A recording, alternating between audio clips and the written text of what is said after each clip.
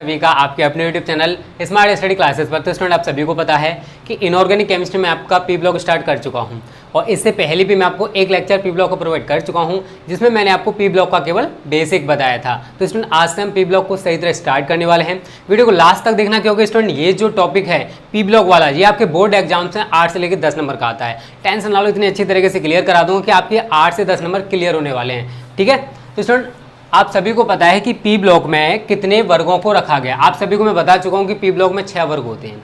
कौन कौन से होते हैं स्टूडेंट? 13, 14, 15, 16, 17 और 18। इन 6 वर्गों को स्टूडेंट पी ब्लॉक में रखा गया है। ठीक है, लेकिन हम पी ब्लॉक में केवल आपको कितने वर्ग पढ़ाएंगे स्टूडेंट? 4। कौन कौन से? देखो, पी ब्लॉक में कितने वर्ग होते हैं? 6, लेकिन मैं आपको पढ़ाऊँ कौन कौन से? नाइट्रोजन परिवार के तत्व। ये कौन सा है स्टूडेंट, जानते हो? ये है हमारा 15वां वर्ग। उसके बाद 16, 17, 18, ये है हमारा ऑक्सीजन परिवार के तत्व। ये हमारे हैलोजन परिवार के तत्व। ठीक है, ऑक्सीजन परिवार के तत्व, ये है हैलोजन परिवार के तत्व, और ये हैं अक्रिय गैसें। ये 4 वर्ग आपको मैं बहुत अच्छे से क्लियर कराने वाला हूँ। नाइट्रोजन परिवार के तत्व को सबसे पहले हम स्टार्ट करेंगे, उसके बाद आपको ऑक्सीजन परिवार के तत्व, हैलोजन परिवार के तत्व और अक्रिय गैसों को पढ़ाया जाएगा। अब इसमें जितना भी मैटर होता है, नाइट्रोजन परिवार में जितना भी मैटर है, वो सारा का सारा मैं आपको क्लियर कराऊंगा, क्योंकि ये जो टॉपिक है स्टूडेंट पी ब्लॉक आपके लिए बहुत ही ज़्यादा इंपॉर्टेंट है, क्योंकि ये आपके लिए 8 से लेकर 10 नंबर देके जाएगा। और एक एक बारीकी, एक एक जो कहते हैं ना, एक एक चीज क्लियर कराऊंगा, एक एक पॉइंट आपका क्लियर हो जाएगा। टेंशन ना लो बिल्कुल। ठीक है, तो सबसे पहले स्टूडेंट हम क्या पढ़ेंगे? नाइट्रोजन परिवार के तत्व, उसके बाद ऑक्सीजन परिवार के तत्व, उसके बाद हैलोजन परिवार के तत्व, और उसके बाद अक्रिय गैसें। इसके साथ ही हमारा पी ब्लॉक कंप्लीट हो जाएगा। और उसके बाद मैं आपको डी और एफ, और उसके बाद उपसहसंयोजन यौगिक, इसी के साथ हमारी जो फर्स्ट बुक है, फर्स्ट पार्ट है केमिस्ट्री, को कंप्लीट हो जाएगा। सबसे पहले स्टूडेंट हम क्या पढ़ेंगे? नाइट्रोजन परिवार के तत्व। ठीक है, तो सबसे ऊपर हेडिंग लगा लो पी ब्लॉक में, नाइट्रोजन परिवार के तत्व। नाइट्रोजन परिवार के तत्व।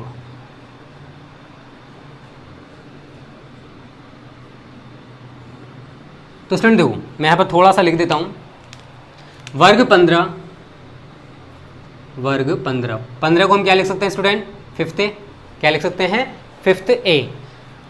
अब ये जो 5th दिखा है स्टूडेंट, ये किसके अनुसार है जानते हो? ये आपका मेंडलीव की आवर्त के अनुसार है, और दीर्घाकार आवर्त सारणी के अनुसार हम इसको क्या बोलते हैं? वर्ग 15। क्या बोलते हैं? वर्ग 15। तो वर्ग 15 के तत्वों को नाइट्रोजन परिवार के तत्व कहते हैं। नाइट्रोजन परिवार के तत्व कहते हैं।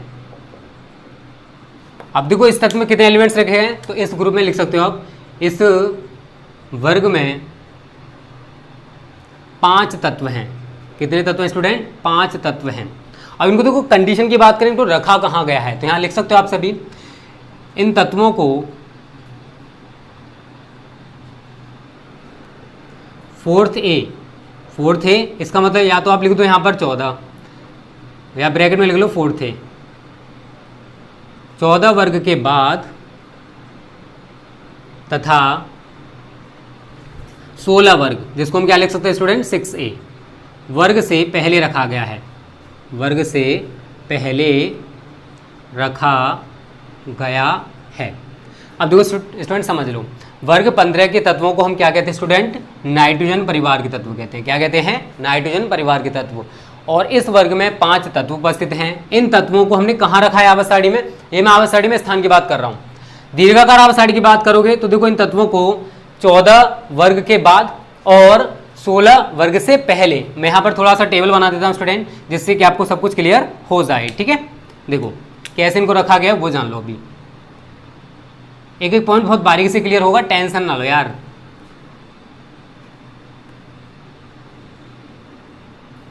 और इनको देखो, शॉर्ट ट्रिक्स भी होती है याद करने की, वो भी मैं आपको सब कुछ बताऊंगा। ये क्या हमारा ये है हमारा 14, ये है 15 और ये है 16। ब्रैकेट में आप लिख सकते हो यहाँ पर 14A, यहाँ लिख सकते हो 5th ए, और यहाँ लिख सकते हो 6A। ये क्या है? 4th ए, 5th ए और 6th ए। अगर हम बात करें स्टूडेंट की आवर्त की, तो यहाँ पर देखो आवर्त 2, 3, 4 ऐसे करके लिख सकते हो, कोई नहीं चलेगा। अब यहाँ पर एलिमेंट्स की बात करते हैं, कौन कौन से एलिमेंट्स को रखा गया है। ठीक है, देखो सबसे पहले हम बात करें 15 में, तो इसके लिए आप सूत्र याद रख लो, नमकीन पराठे ऐसे, नमकीन पराठे ऐसे सब बीमार। देखो स्टूडेंट एक चीज़ होती है, जब भी हम कोई चीज़ अटपटे चटपटे तरीके से पढ़ते हैं ना तो वो जल्दी माइंड में फिट हो जाती है। अगर आप इसको सही तरह एक बार पढ़ लोगे ना तो आपको ऑटोमेटिक तैयार हो जाएगी। अब इसी से देखो हम एलिमेंट्स कैसे बना सकते हैं, नमकीन से एन, पराठे से पी, ऐसे से एस, सब से एस बी और बीमार से बी आई। हमें नाइट्रोजन परिवार के तत्व पता पड़ गए कि नाइट्रोजन परिवार के तत्व कौन कौन से होते हैं। बस आपको ये सूत्र याद रखना है स्टूडेंट, नमकीन पराठे ऐसे सब बीमार। तो यहाँ पर यही लिखोगे, नमकीन पराठे ऐसे सब बीमार। तो ये तो हो गया स्टूडेंट हमारा कौन सा वर्ग, 15 वर्ग। अगर मैं 14 की बात करूँ तो इसके लिए आप सूत्र याद रखना, कैसे जी हैं सनम पैसे बिन, कैसे जी हैं सनम पैसे बिन। तो बस आपको एक बार सीधे पढ़ लेना है स्टूडेंट, कैसे जिए सनम पैसे बिन। अब देखो कैसे बनेंगे, कैसे से बनेगा स्टूडेंट सी और एस आई, क्या बनेगा सी कोमा एस आई, कैसे सी और से एस आई, जीए से जीई, सनम से एस एन, पैसे से स्टूडेंट यहाँ बनता है पी और बिन से बनेगा बी। तो अगर मैं 14 वर्ग में एलिमेंट्स की बात करूँ तो स्टूडेंट उसमें कौन कौन से एलिमेंट्स रखे गए, कार्बन, सिलिकॉन, जर्मेनियम, टिन और लेड। तो यहाँ पर लिख दोगे carbon, silicon, germanium, SN, tin और ये लेड। ठीक है, ये कौन सा ग्रुप हो गया स्टूडेंट हमारा 14। अब हम बात करते हैं 16 की, तो इसके लिए आप सूत्र याद रखोगे, ओ ससी टीपीओ। कोई कह रहा है कि या तो दो तरीके से कह सकते हो, कोई बंदा है वो कह रहा है शशि को कि शशि चाय पी लो, या फिर आप कह सकते हो कि कोई बंदा है वो कह रहा है शशि टीपीओ, टीपीओ को मतलब चीटिंग कर लो। ठीक है, दोनों तरीके से आप स्टडी कर सकते हो, जैसे चाहो वैसे। ओ से बनेगा स्टूडेंट ओ, सा से बनेगा एस, सी से बनेगा एस ई, टी से बनेगा टी ई, पीओ से बनेगा पीओ।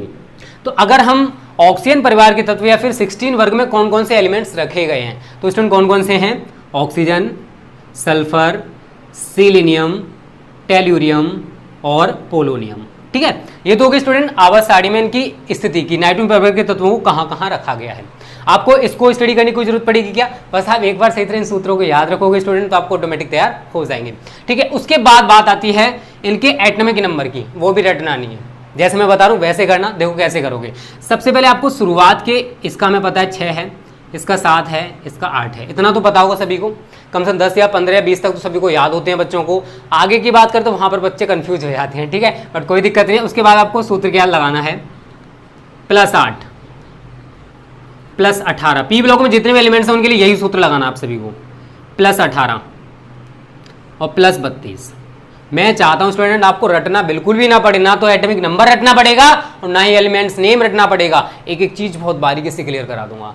रटना छोड़ो यार, कब तक रटोगे, अब तक रटते ही आ रहे हो। अब समझो मैं कैसे समझा रहा हूँ। देखो 6 है, 6 में 8 जोड़ोगे 14 हो गया, 14 में 18 जोड़ोगे 32 हो गया, 32 में 18 जोड़ोगे 50 हो गया, 50 में 32 जोड़ोगे 82 हो गया। रटना पड़ेगा क्या, बस आपको पी ब्लॉक के लिए ये वाला सूत्र याद रख लेना है। एलिमेंट्स नेम आप ऐसे तैयार करोगे और उनका जो एटॉमिक नंबर होता है बस शुरुआत की लाइन का याद कर लो, उसके बाद बनाना सीख लो, +8 +18 +18 +32।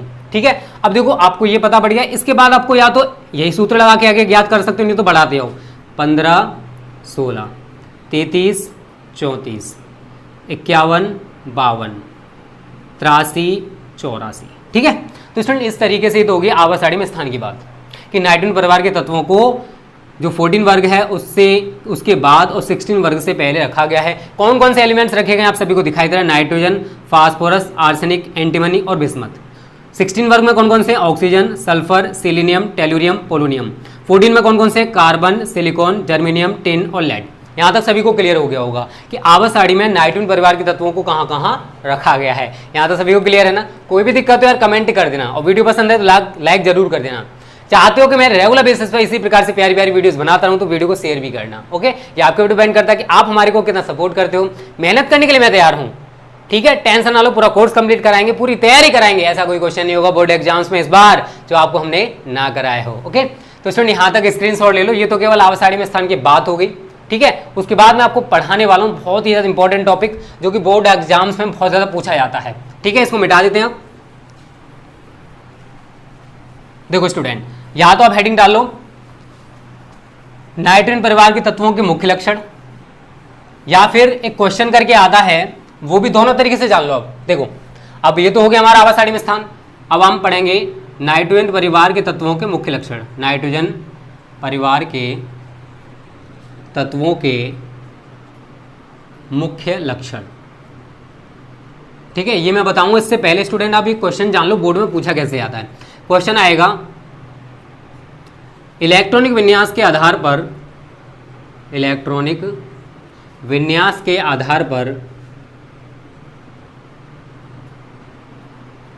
आवर्त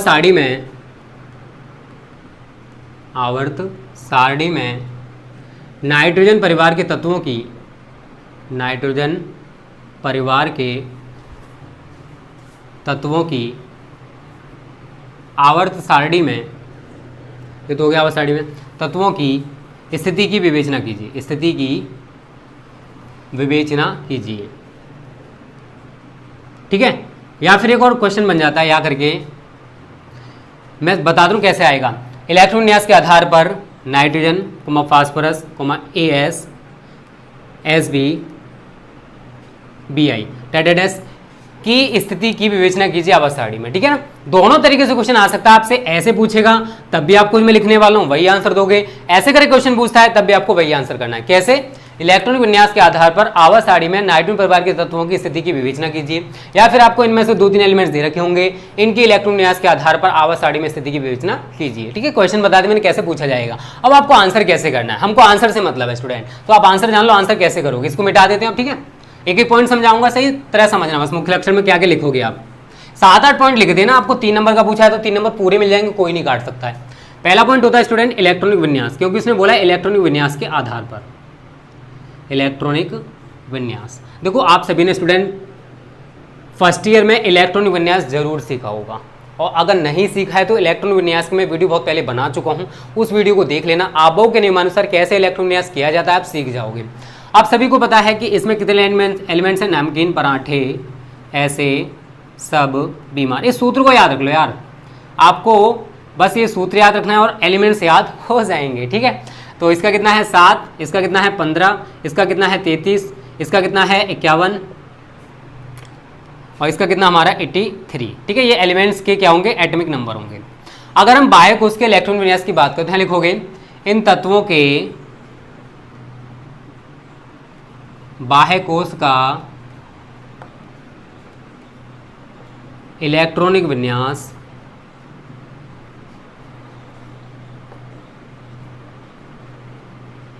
NH2NP3 होता है, NH2NP3 होता है। बस आपको ये सूत्र याद रखना है। क्या रखना है स्टूडेंट कि इन सभी तत्वों के जो बाह्य कोश का इलेक्ट्रॉन विन्यास है वो क्या होगा, NH2NP3, सभी का सेम होगा। केवल यहाँ पर जो मुख्य क्वांटम संख्या या कक्षा की संख्या वो परिवर्तित होगी, बचा हुआ सेम रहने वाला। जैसे मैं बात करूँ नाइट्रोजन की तो क्या लिखोगे 1s2 2s2 2p3। यहाँ पर देखो लास्ट में n की जगह 2 मान लो, NS2NP3, यही तो मैंने बोला NS2NP3। तो यहाँ पर रटना पड़ेगा क्या, सेम अगर हम आगे करें 1s2 2s2 2p6 3s2 और 3p3, इसको देखोगे जरा, केवल हमने कक्षा की संख्या को बढ़ा दिया। यहाँ पर क्या थी 2 थी तो यहाँ पर 3 हो गई। बचा हुआ देखोगे तो S में 2 ही हैं और P में 3 ही हैं। उसके बाद हम आर्सेनिक का करें तो मैं यहाँ पर देखो स्टूडेंट अबाउस के लॉ के अकॉर्डिंग जैसे होता है इलेक्ट्रॉन उसके अकॉर्डिंग करने की कोशिश करूँगा, ठीक है। क्योंकि यहाँ पर अरेंज करके नहीं लिख सकता मैं 1s2 2s2 2p6 3s2 3p6। वैसे अबाउ के नियमानुसार क्या आता 3s2, देखो 1s2 2s2 2p6 3s2 3p6 4s2, उसके बाद 3d10 आता है ना। बट मैं यहाँ पर 3d10 को पहले लिखूंगा, अरेंज करके लिख रहा हूँ मैं 3d10 4s2 और 4p3। यहाँ पर क्या देख रहे हो 4s2 4p3। कहने का मतलब ये स्टूडेंट कि यहाँ पर केवल ns2, n का मान चेंज हो रहा है 2 3 4, लेकिन इलेक्ट्रॉन्स देखोगे 2 3 2 3 2 3, सभी में लास्ट तक यही होने वाला है। यहाँ पर करोगे आप 1s2 2s2 2p6 3s2 3p6 3d10 4s2 4p6 4d10 5s2 5p3। एक कक्षा की संख्या बढ़ी है, बस बचा हुआ सेम है। अगर आपको इलेक्ट्रॉन विन्यास करना आता है तो स्टूडेंट आप आसानी से कर सकते हो। और एक चीज याद रखना, ये जो क्वेश्चन है इलेक्ट्रॉनिक विन्यास के आधार पर ही पूछा गया, तो आप अगर इलेक्ट्रॉनिक विन्यास करके नहीं आते या फिर गलती करते हो तो आपके नंबर कट जाएंगे। बहुत इंपॉर्टेंट क्वेश्चन है, बहुत ज़्यादा पूछा भी जाता है। अब मैं बिस्मथ की बात करूं तो 1s2 2s2 2p6 3s2 3p6 3d10 4s2 4p6 4d10, यहाँ पर F और आ जाएगा 4f14 5s2 5p6 5d10 6s2 और 6p3। ठीक है, बस यहाँ तक कंप्लीट हो जाएगा। अब देखो स्टूडेंट, मैंने बोला है पहले पॉइंट में इलेक्ट्रॉन विन्यास, तो इन तत्वों के बाह्य कोश का इलेक्ट्रॉन विन्यास NH2NP3 है। तो यहाँ पर क्या देख रहे हो, NH2NP3 NH2NP3 NH2NP3। कहने का मतलब यह है कि सभी के बाह्य कोश का इलेक्ट्रॉन विन्यास एक जैसा है, इसी वजह से इन सभी तत्वों को हम एक ही वर्ग में रख सकते हैं। रख सकते क्योंकि सभी के बाह्य कोश में इलेक्ट्रॉन विन्यास स्टूडेंट कैसा है, समान है। तो इस तरीके से हमारा पहला पॉइंट क्लियर हो जाएगा। जल्दी से इसका स्क्रीनशॉट ले लो, उसके बाद आगे बढ़ते हैं सेकंड पॉइंट की तरफ। मिटा देते हैं इसको। सेकंड पॉइंट है स्टूडेंट संयोजकता। संयोजकता दूसरा पॉइंट डालो आप सभी। नंबर 2 संयोजकता, वैलेंस इंग्लिश में कहते हैं इसको। तो यहां पर संयोजकता की बात करें स्टूडेंट, तो नाइट्रोजन परिवार के तत्वों की, नाइट्रोजन परिवार के तत्वों की सामान्य संयोजकता 3 होती है। सामान्य संयोजकता 3 होती है, लेकिन नाइट्रोजन को छोड़कर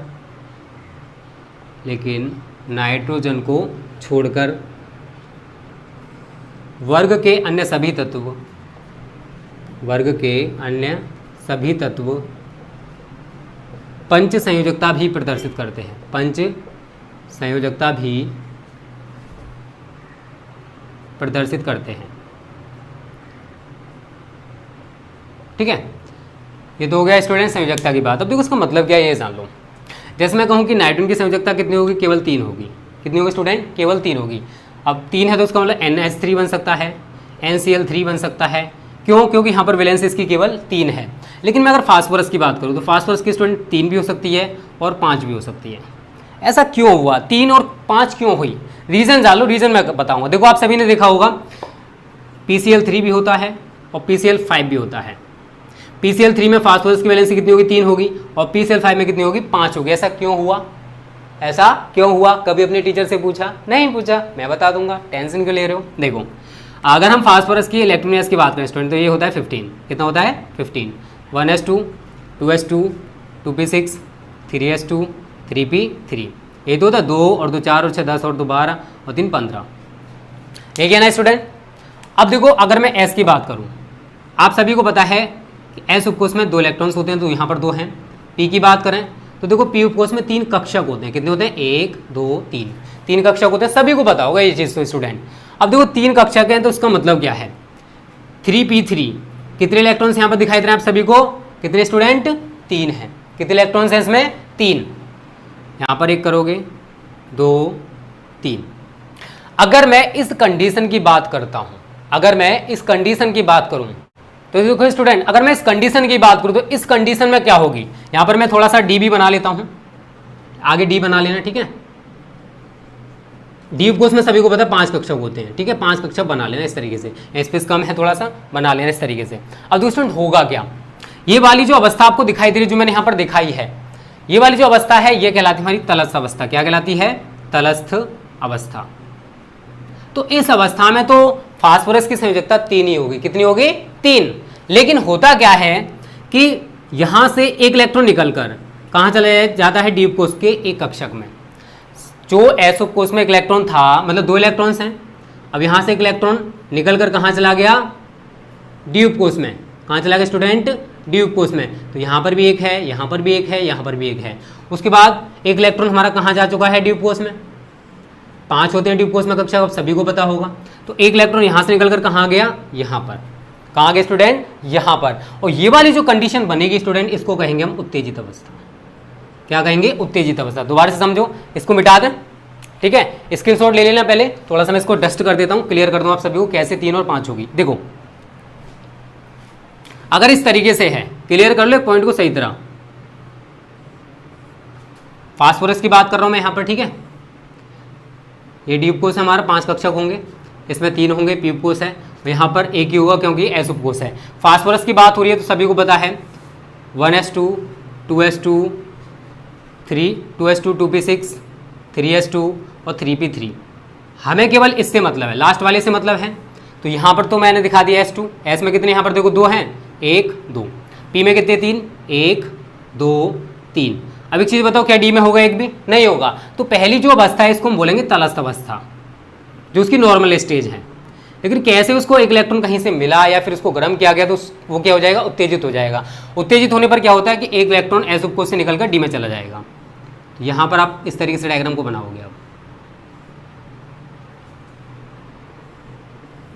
1 2 3 4 5। अब यहाँ पर एक इलेक्ट्रॉन रह गया, एक इलेक्ट्रॉन यहाँ से कहाँ जा चुका है, इसमें। यहाँ पर P में उतने ही रहने वाले हैं और D में 1 आ चुका है। अब देखोगे तो स्टूडेंट देखो, इसका ये भी कक्षा खाली है, ये भी कक्षा खाली है, ये भी कक्षा खाली है, ये भी खाली और ये भी खाली है। हम कह सकते हैं कि 5 अपूर्ण कक्षक हैं। कितने कक्षक हैं? 5 अपूर्ण कक्षक हैं। इसी वजह से इस वाली कंडीशन में ये तो कहलाएगी उत्तेजित अवस्था, और इस वाली कंडीशन में स्टूडेंट जो संयोजकता होगी वो कितनी होगी, 5।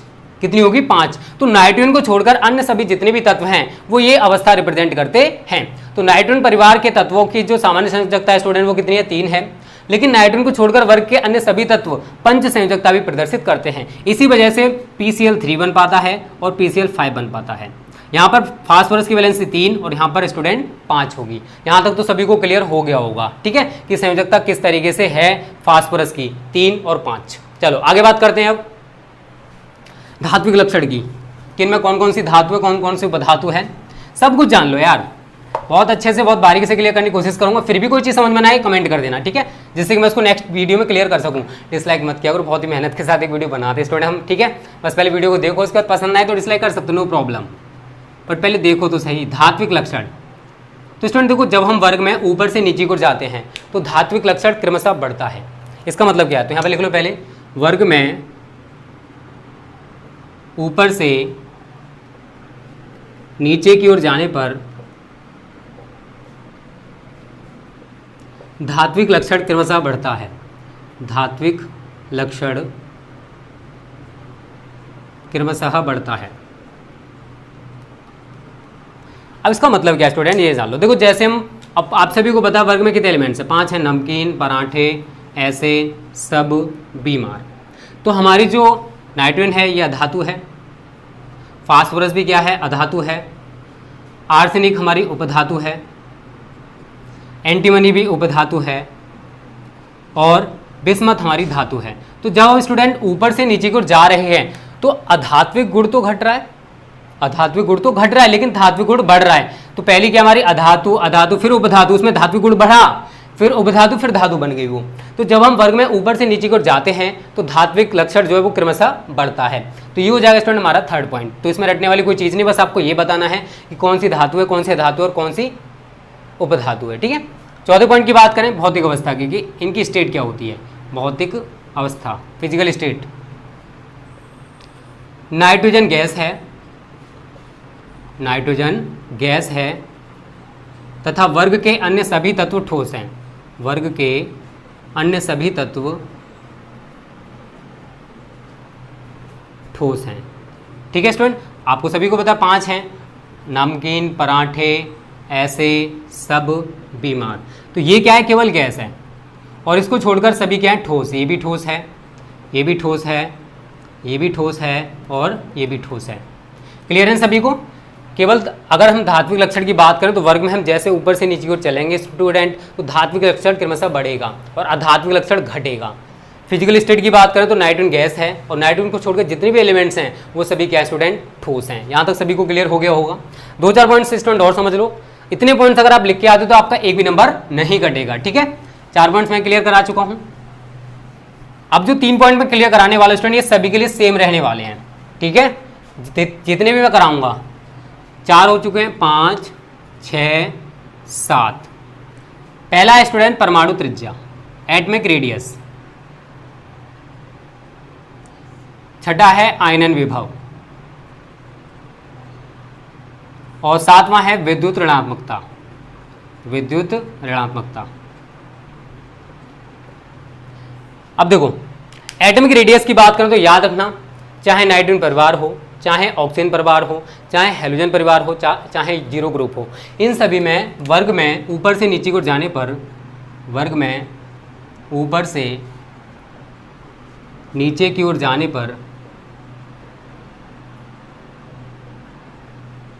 पर परमाणु त्रिज्या क्रमशः बढ़ती है। ठीक है, सभी में होगा, ये नहीं कह रहा मैं कि नाइट्रोजन परिवार के साथ ही ऐसा होगा, जितने भी ग्रुप्स में पढ़ाने वाला हूँ सभी में ऐसा ही होने वाला है।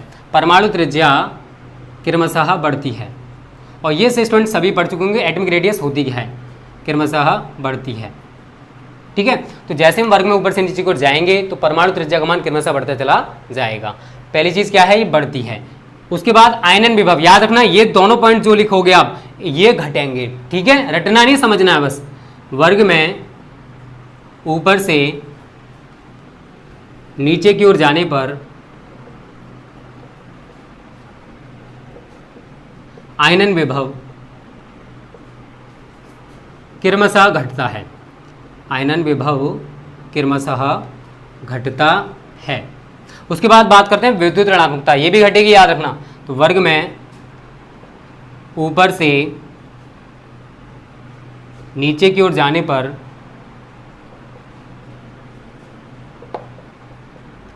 विद्युत ऋणात्मकता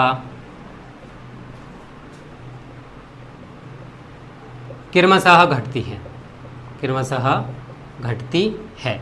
ठीक है स्टूडेंट, तो आपको ये पॉइंट्स तीनों याद रखने हैं, चाहे वो नाइट्रोजन परिवार हो, चाहे ऑक्सीजन परिवार हो, चाहे हेलोजन परिवार हो, चाहे जीरो ग्रुप हो, सभी में चेंजेस इसी प्रकार से होने वाले हैं। 3 पॉइंट्स आपको सेम याद रखने हैं, रटना नहीं और समझना है।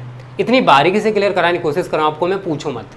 एक ही पॉइंट बहुत बारीकी से समझा रहा हूँ, फिर भी क्लियर ना हो तो कमेंट कर देना। ठीक है, परमाणु त्रिज्या, जब आप वर्ग में ऊपर से नीचे की ओर चलोगे तो परमाणु त्रिज्या का मान क्रमशः बढ़ता चला जाएगा। आयनन विभव है, इसका मान क्रमशः घटता चला जाएगा। विद्युत ऋणात्मकता है, इसका मान भी क्रमशः घटता चला जाएगा। ठीक है, तो अगर आपसे पूछा जाता है कि इलेक्ट्रॉन विन्यास के आधार पर नाइट्रोजन परिवार के तत्वों की स्थिति की विवेचना कीजिए, तो आप ये सारे के सारे 7 पॉइंट्स लिख के आ सकते हो, आपको पूरे मार्क्स मिल जाएंगे जितने नंबर का पूछा जाएगा। ठीक है, तो इसमें आज तो हम बस इतना ही पढ़ने वाले हैं। अगली जो वीडियो की स्टूडेंट मैं उसमें पढ़ाऊंगा नाइट्रोजन परिवार के यौगिक। सबसे पहले हम अमोनिया, फिर नाइट्रिक अम्ल, इसी प्रकार से आगे और बढ़ते चलेंगे। टेंशन ना लो, बहुत जल्द आपका पी ब्लॉक में कंप्लीट करा दूंगा। 8 से 10 नंबर बहुत ही जल्दी क्लियर होने वाले हैं। बस आप इसी तरीके से प्यार और सपोर्ट करते रहो, आपके लिए मेहनत करने के लिए हम तैयार हैं।